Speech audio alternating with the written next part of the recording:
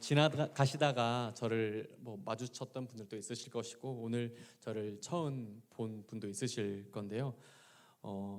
보시다시피 제가 지금 정말 많이 떨립니다. 그래서 손은 아까보다 따뜻해졌는데 여러분 저에게 힘을 주세요. 감사합니다. 오늘은 휴가를 가신 신호세 목사님을 대신하여서 제가 여러분에게 하나님의 말씀을 전하게 된 저는 이현학 목사입니다. 제가 너무 오랜만에 청년들과 만나다 보니까 정말 많이 떨리고 설레네요. 환영해 주셔서 너무 감사하고 오늘 이 시간이 하나님께 영광이 되는 또 귀하고 복된 시간이 되었으면 좋겠습니다. 오늘 우리가 함께 읽었던 이 말씀, 고린도전서의 말씀을 가지고 함께 하나님의 은혜를 나눠 보았으면 좋겠어요.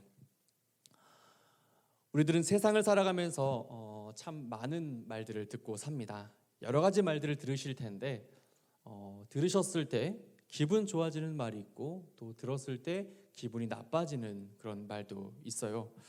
어떤 말을 들으면 기분이 좋아지십니까? 잘생겼어요, 멋져요, 예뻐요, 이런 말. 요즘엔 오히려 이런 말들은 공감이 조금 덜 되는 것 같아요, 저는. 그래서 요즘 저는 그런 직접적인 표현들보다 덕분에 고맙다, 너 덕분에 좀 행복해졌다, 괜찮아졌다, 이런 표현이 들었을 때 되게 감사하고 또 기분이 좋더라고요. 잠깐 제 이야기를 드리면 제가 며칠 전에 키우던 강아지와 함께 산책을 하다가 꽈배기집을 발견했습니다. 저희 교육자 사택 근처에 우신초등학교가 있는데 그 학교 옆에 꽈배기집이 하나 있거든요.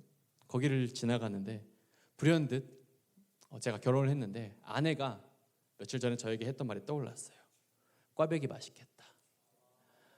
입 짧은 햇님 아시나요? 그분의 유튜브 디저트 방송을 보다가 아내가 툭 던진 말이 정말 감사하게 떠올랐어요. 그래서 마침 저도 먹고 싶어가지고 정말 감사하게 아내 카드로 구매를 했습니다.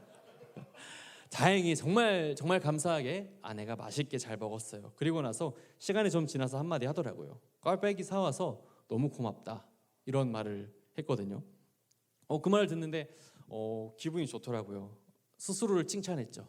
잘했다, 잘 샀다. 사실 근데 제가 그 말을 들으려고 산 거는 아니었어요. 그런데 정말 감사하게 지나가다가 생각이 나서 샀는데 고맙다는 말을 들으니까 굉장히 기분이 좋아졌습니다. 아내 카드를 쓰고 칭찬을 받았어요. 잠깐 제 이야기를 드렸는데요. 이렇게 들었을 때 기분 좋아지는 말은 사람과 상황에 따라서 참 다양할 것 같아요. 근데 듣기 좋은 말이 있으면 또 반대로 듣기 싫은 말들이 있겠죠. 그러나 이 말은 제가 하지 않겠습니다. 듣기만 해도 인상이 찌푸려지고 기분이 나빠지는 그런 말이 분명히 있잖아요. 너무 듣기 싫은데 정말 실수든 어떤 상황으로 인해서든 듣기 싫은데 들어야 할 때가 있습니다. 이런 말을 들을 때 우리들은 아무래도 그 사람에게 좋게 웃으면서 대답하기가 어렵습니다.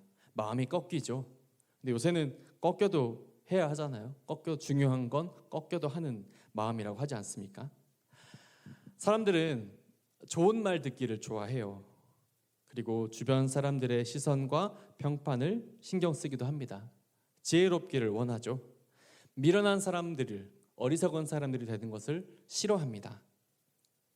그리고 이것은 그리스도인인 우리들도 마찬가지인 것 같습니다. 성경에서도 하나님을 믿는 사람들은 미련하고 어리석은 사람이 아니라 지혜로운 사람이 되라고 말씀을 하고 있습니다. 그리고 이 말씀을 읽는 우리들조차도, 우리가 방금 고린도전서 말씀을 읽었는데 그 말씀을 읽는 우리들조차도 나는 어리석은 사람이 돼야지 라고 생각하는 사람은 없으실 거예요. 오늘 우리가 함께 읽었던 이 말씀을 가지고 우리들에게 그리스도인이 진정으로 가져야 할 지혜로운 자세에 관하여서, 그리고 그리스도인이 가져야 할 어리석은 모습에 관하여서 함께 살펴보았으면 좋겠습니다. 먼저 정말 지혜로운 사람은 자신이 높여졌을 때 이것을 자만하지 않고 자기의 어리석음에 대하여서 돌아보는 사람이었습니다. 오늘 읽은 말씀이 고린도전서 말씀입니다. 사도 바울이 고린도 교회 사람들에게 보낸 편지죠. 사도 바울은 이 말씀, 오늘 읽었던 말씀 첫 부분에 고린도 교인들을 향하여서 아무도 자신을 속이지 말라, 라고 하면서 오늘 말씀이 시작이 됩니다. 왜 그런 말을 하였을까요? 이 말은 당연히 고린도 교회 사람들 중에 자신을 속이는, 스스로에게 속고 있는 사람들이 있었다는 말이었습니다. 그 사람들이 어떤 사람들이었는가 하는 것도 바울은 설명을 해요. 이 세상에서 자신이 지혜 있는 줄 생각하는 사람이었습니다. 그런데 사도 바울은 그들을 향하여서 사실은 너희가 지혜 있는 사람이 아니라 어리석은 자다라고 말을 합니다. 왜 그렇습니까? 19절 말씀을 읽어드리겠습니다. 이 세상 지혜는 하나님께 어리석은 것이니 기록된 바 하나님은 지혜 있는 자들로 하여금 자기 꾀에 빠지게 하시느니라 하였고. 아멘. 세상의 지혜를 가지고 세상의 이치를 다 안다 하더라도 하나님께서 보시기에는 어리석은 것이었기 때문이었죠. 그렇기 때문에 스스로 지혜롭다고 여겨질 때 나의 지혜를 자랑하지 말고 우리의 어리석음을 살피는 사람이 참으로 지혜로운 사람입니다. 스스로 지혜롭다 생각하는 사람의 최대 맹점이 무엇인지 아십니까? 그것이 뭐냐면 나 고집 안세와 같은 겁니다. 다른 사람들에게 배우려고 하지 않아요. 내가 제일 똑똑하니까, 내가 제일 지혜로우니까 굳이 남의 조언이 필요가 없습니다. 제가 잠언 13장 1절 말씀을 읽어드리겠습니다. 지혜로운 아들은 아비의 훈계를 들으나 거만한 자는 꾸지람을 즐겨 듣지 아니하느니라. 아멘. 자기가 지혜롭다 여기는 사람은 내가 다 알고 있어서 다른 사람에게 배우려고 하지 않고 또 들을 것도 없다 여기는 사람이었습니다. 그런데 사실은 그들은 지혜로운 사람이 아니었죠. 거만한 사람이었습니다. 정말 지혜로운 사람은 자기의 부족함을 깨닫고 다른 사람의 훈계를 경청하는 사람이었습니다. 사도 바울이 고린도 교회 사람들에게 스스로 지혜로운 사람인 것처럼 스스로 속이지 말라 말을 합니다. 고린도 교회 안에선 스스로 지혜롭게 여기는 사람들이 정말 많이 있었어요. 고린도 교회가 요즘 말로 하면은 메가처치죠. 굉장히 크고 잘 나가고 영향력이 있는 교회였습니다. 그러다 보니까 교회 안에서 이제 여러 가지 당파가 생겼습니다. 다른 말을 들으려고 하지 않았고요. 한 번쯤 들어보았을 예수파, 바울파, 베드로파, 아볼로파 이런 당파가 생겼습니다. 각 당파들은 너무나 당연하게 서로에 대해서 듣고 배우려고 하지 않았습니다. 고린도 교회에는 은사를 받은 사람들이 많았다라는 말 우리가 한 번쯤 들어보셨을 텐데요. 자신이 가진 은사가 최고의 은사라고 주장하면서 서로에 대해서 배려하지 않았습니다. 정말 엉망이죠. 그러다 보니까 교회 안에서 분열이 생겼고 또 올바른 관계 맺기가 어려워졌습니다. 서로 자기의 지혜로움만, 자기의 잘남만 주장하다가 갈등과 분열이 생겼죠. 그 자체가 지혜로운 모습이 아니게 되었습니다. 지혜로운 사람은 자신의 어리석음과 연약함을 깨닫는 사람입니다. 지혜로운 사람은 자신의 어리석음까지 알고 있기 때문에 교만할 수 없었고 자기의 약한 부분, 자기의 약점을 잘 알기에 강함을 주장할 수도 없었습니다. 지혜롭기 위해선 먼저 우리의 미련함을 알아야 하죠. 그리고 그것을 깨닫는 것입니다. 바로 이것이 정말로 지혜로운 사람의 모습인 줄 믿습니다. 그래서 어떠한 사람이 지혜로운 사람인가 하면 자기 강점을 아는 것, 이것을 아는 것도 물론 중요하지만 더 중요한 것은 나의 부족한 것을 잘 아는 것이죠. 내가 무엇을 잘 알지 못하는지, 무엇이 부족한지, 무엇이 연약한지를 알면 이것을 채우고 더 지혜로워질 수 있는 것입니다. 두 번째로 지혜로운 사람은 이 세상의 지혜가 하나님 앞에선 어리석은 것임을 깨닫는 사람입니다. 19절과 20절의 말씀 우리 함께 같이 읽어보겠습니다.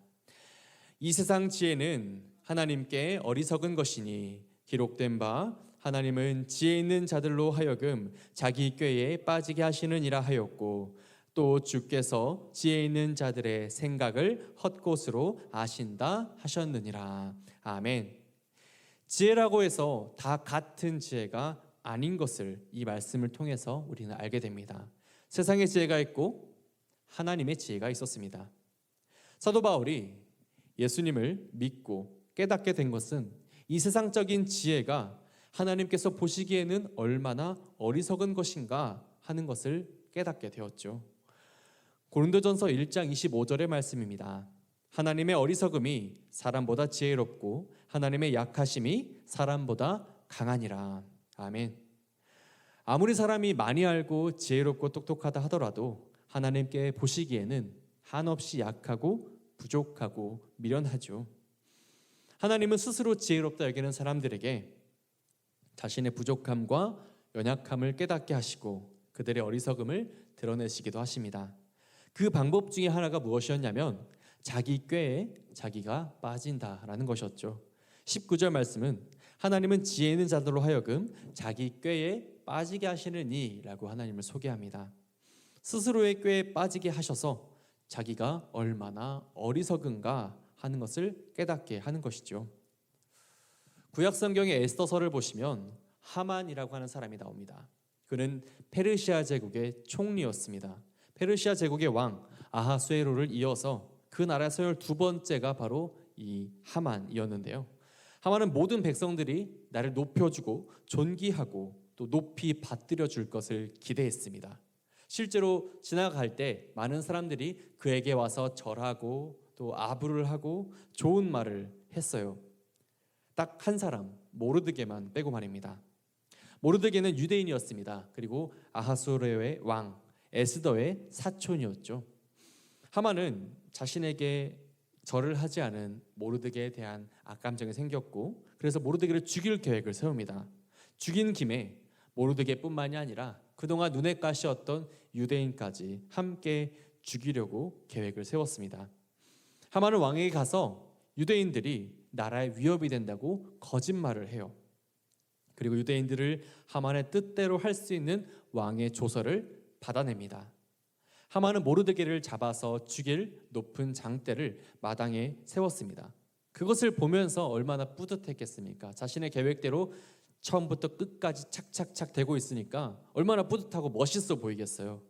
자신이 능력 있고 지혜롭다 생각할 것입니다. 자기가 마음을 먹으면 할 수 없는 것이 하나도 없다라고 생각을 했을 거예요. 그런데 하나님께서 이것을 완전히 틀어버리십니다. 하나님은 하만이 죽이려고 하는 모르드게를 높여주셨습니다. 그리고 하만의 계획이 악하다는 것을 왕이 알게 하십니다. 결국 아하수에로 왕은 하만의 모든 속내를 알게 되었고 모르드게를 죽이려고 세웠던 그 높은 장대에 하만을 매달아 죽입니다. 그리고 유대인을 미워하고 죽이려고 했던 모든 사람들까지 처단하였죠. 이렇게 하나님은 스스로 지혜 있다 여기는 사람을 자기 꾀에 빠지게 하심으로써 그들의 어리석음을 확인하게 하십니다. 주변의 사람들은 모르드게를 보면서 바보 같고 어리석다 생각을 했을 거예요. 그냥 한 번쯤 하만에게 절해주고 그냥 몇 번 아부해주면 왕비의 사촌이니까 얼마나 또 대우를 받았겠습니까? 그런 보장된 대우가 있는데 그걸 포기하고 왜 굳이 어려운 길을 골라가서 저렇게 어려움을 자초하는가 하면서 어리석어 보였고 한심해 보였겠죠. 하지만 하나님은 그렇게 생각하지 않으셨던 것 같습니다. 하나님의 백성으로서 불의하고 교만한 자에게 붙지 않고 하나님의 말씀으로 살아가는 모르드게가 하나님께서 보시기엔 더욱 지혜 있는 사람이었습니다. 그리고 자기의 지혜를 의지했던 하만을 자기 꾀에 빠지게 하심으로써 이것을 확인시켜 주시죠. 결국 이러한 일들을 통해서 하나님은 사람의 지혜와 생각이 헛되다는 것을 깨닫기를 원하셨습니다. 시편 94편 11절 말씀을 읽겠습니다. 여호와께서는 사람의 생각에 허무함을 아시느니라. 아멘. 하나님은, 우리 주님은 우리 생각이 허무한 것을 아시는데 문제는 우리입니다. 우리는 우리 생각이 허무한 것을 몰라요. 자기가 지혜롭다 생각하는 사람들은 자기가 하는 생각이 얼마나 허무한지 모르고 있습니다. 하나님의 뜻이 아니라 자기의 뜻대로 자기 생각대로 살다가 허무하게 인생을 마치게 되겠죠. 그렇다면 사도 바울이 말하는 하나님의 지혜 가운데 가장 중요한 것은 무엇일까요? 고린도전서 1장 24절 말씀을 같이 읽겠습니다. 오직 부르심을 받은 자들에게는 유대인이나 헬라인이나 그리스도는 하나님의 능력이요 하나님의 지혜니라. 아멘. 하나님께서 사람들에게 알려주신 가장 큰 지혜는 그리스도 예수입니다. 저를 따라하겠습니다. 예수 그리스도.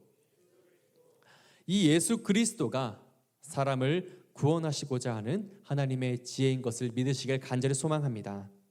이러한 지혜는 우리가 생각할 수 없고 우리가 깨달을 수도 없습니다. 사도 바울이 사실 예수님을 만나기 전에는 그리스도를 통해 나타난 하나님의 지혜를 깨닫지 못했습니다. 오히려 세상적인 지혜에 사로잡혀서 스스로 자신이 가장 지혜로운 사람이라 생각했어요. 그는 로마인이었기 때문에 보장된 신분이 있었습니다. 또 종교적으로 그는 지혜롭다 생각했어요. 자신이 예수를 믿는 그리스도인들을 잡아 죽이면 하나님이 기뻐하실 것이라 생각했기 때문이었습니다. 그런데 예수님을 만난 후 사도 바울이 완전히 변화되었죠. 예수님께서 하나님이 이 세상을 구원하시기 위한 하나님의 지혜인 것을 바울이 깨닫게 된 것입니다. 예수 그리스도가 자신을 구원하는 능력이 됨을 깨닫게 된 것이었습니다. 예수님에 대한 하나님의 지혜를 깨달았을 때 사도 바울의 인생은 완전히 바뀌게 되었던 것이죠. 그래서 그 이후에 사도 바울은 고린도전서 2장 2절 말씀에서 이렇게 고백을 합니다. 내가 너희 중에서 예수 그리스도와 그가 십자가에 못 박히신 것 외에는 아무것도 알지 아니하기로 작정하였음이라. 아멘.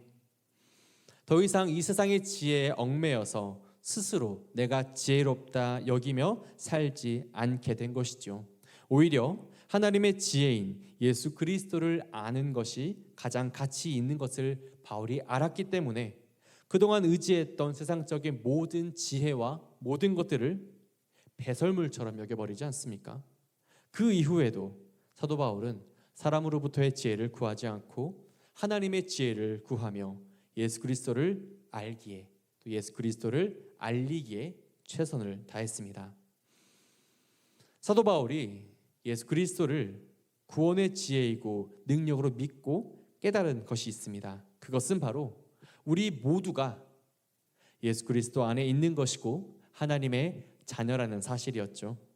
그 사실을 깨달은 사도 바울은 오늘 말씀 고린도 교인들에게 이렇게 말합니다. 사람을 자랑하지 마라. 고린도 교인들은 자기들의 신앙의 스승과도 같았던 바울과 아볼로, 베드로를 자랑하면서 여러 당파를 만들고 서로 시기하고 갈등했습니다. 그들은 자기가 따르는 사람들이 자신을 따르는 사람들에게 속했다 여겼기 때문이었습니다. 그렇기에 자기가 속한 지도자를 더 자랑하고 서로 비난하고 시기하며 다투었죠. 이것이 문제가 되었던 것이었습니다. 그런데 사도 바울이 그들을 향해서 이렇게 말하는 것입니다. 너희는 사람에게 속한 자가 아니라 예수 그리스도에게 속한 예수님의 것이다 라고 말입니다. 그리고 너희들이 자랑하고 있는 사람들은 하나님께서 너희를 구원하시기 위해서, 당신들을 구원하기 위해 그리스도의 복음을 알려주라고 보낸 사람들이라고 말을 하죠. 그런 사람을 놓고서 자랑하며 당파를 나누어 다툴 필요가 없다라는 말이었습니다. 오늘 말씀 23절 말씀을 함께 읽겠습니다. 너희는 그리스도의 것이요 그리스도는 하나님의 것이니라. 아멘. 예수님은 십자가에서 우리의 죄를 대속하셔서 죽으시고 사람들의 죄의 값을 대신 치루어 주셨습니다. 그래서 이제 우리들은 예수님의 것이 되었죠. 그리고 구원에 이르게 되었습니다. 그렇기 때문에 너희들은, 당신들은 예수 그리스도의 것이다 라는 바울의 말이었습니다. 우리는 예수님의 것이고 예수님은 하나님의 것이라면 우리는 결국 누구의 것입니까? 하나님의 것이 되었죠.